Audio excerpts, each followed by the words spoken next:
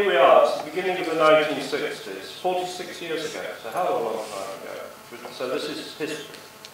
And we're just looking at the beginning of the space race. That hadn't started.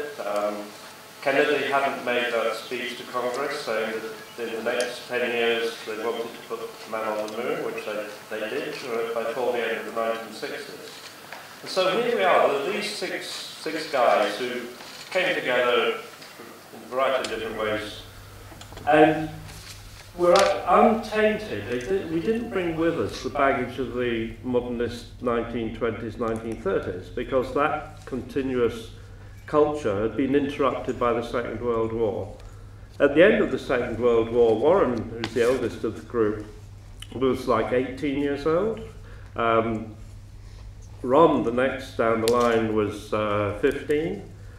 I next was, what was I? Subtract 35. I was 10, and these guys were, you know, still getting pushed around in wheelchairs. Oh, not wheelchairs, perambulators. That was a late bloomer. Yeah. So we didn't arrive in the 1960s with the memory of the 1930s and the culture of that. It had been broken, and the development of that culture had been broken as well. And the 1960s, as well as the sort of optimism of the space race that the moonshot and the Kennedy and all the rest of it represents, there was the other side, there was the black side of the 60s. It was a time of tremendous change, politically, socially, in terms of the way people led their lives. The northern cities, the big industrial heartland of the United Kingdom was declining because heavy industry was no longer the place where everything was happening. And it was moving, rapidly moving south and southeast, where it was the beginning of the technology of communications and information. So we were fortunate in 1963 to be asked to do an exhibition at the ICA, hence our connection with this institution.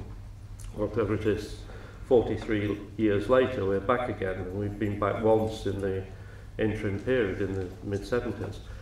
And we were invited to do an exhibition about the city, and this was great for us, because by this time we'd done, well, Peter and David and Mike mainly had done the first 2 or 3 issues of Archigram. And we used this opportunity in order to examine what we thought modern urbanism might be about. And we did this exhibition, the Living City exhibition. And the catalogue of that exhibition was like a manifesto, although we never called it a manifesto. It was a prospectus, if you like, a business plan, if you like, or whatever you want to call it. But it was a summary of how we were feeling about urbanism.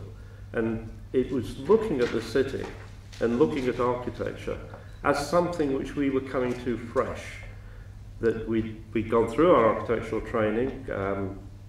Perhaps one bit that's significant about that was that both Warren and I studied in the north of England, in Manchester, not at the same time and not at the same school, but very much in the heart of a declining city that had slums, had real problems. The optimism of the south, which was expanding, was not reflected in the north, or was reflected in the pessimism of the north.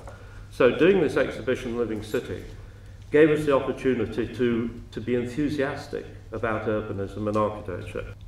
So we did this funny exhibition in the ICA, which I think, again, a bit of historical background, that there are people here far better qualified to talk about than us, but it was at the time when the independent group were the strong, really strong influence in the ICA, and we were the young sort of godchildren of the independent group. So a lot of what they did, some of them, well, one of them, Theo Crosby, was responsible for us getting the exhibition in the first place.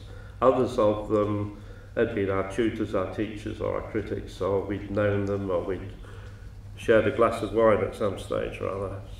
So this is a collage of Warren's, the Living City Survival Kit, which at this time as well, it's very strange, because at this time nobody knew anything about consumers or consumerism.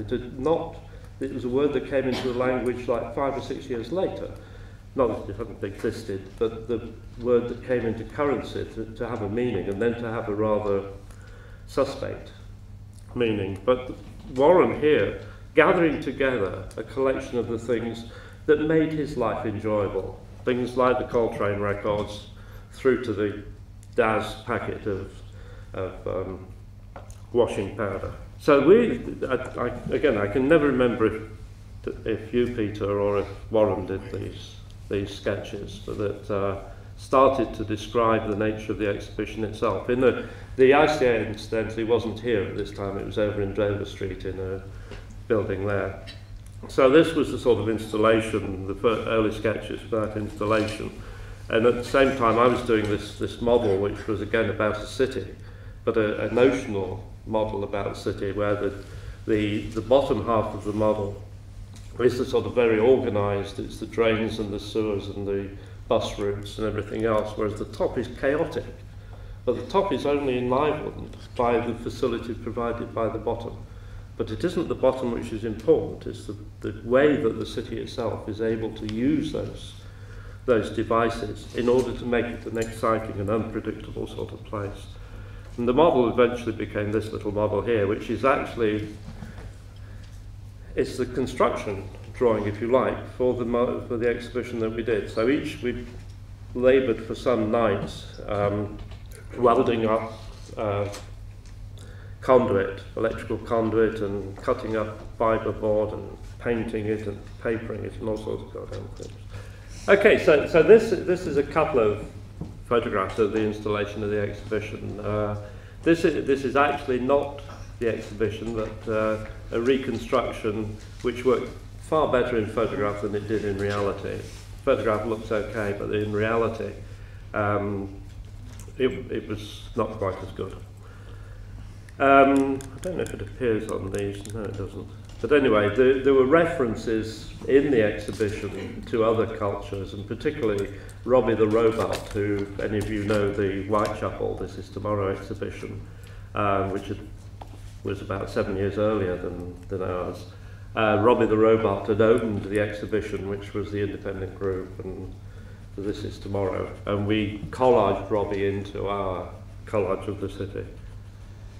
Out of that, I'm not going to talk about Plug-in City in particular, but out of that we started various studies on the city, one of which is Peter on Plug-in City. And I've always thought that this bit of text actually is much ignored by historians, not the historians present today, of course, but in general, that it talks about the way that this city is like an organism which is going across the landscape,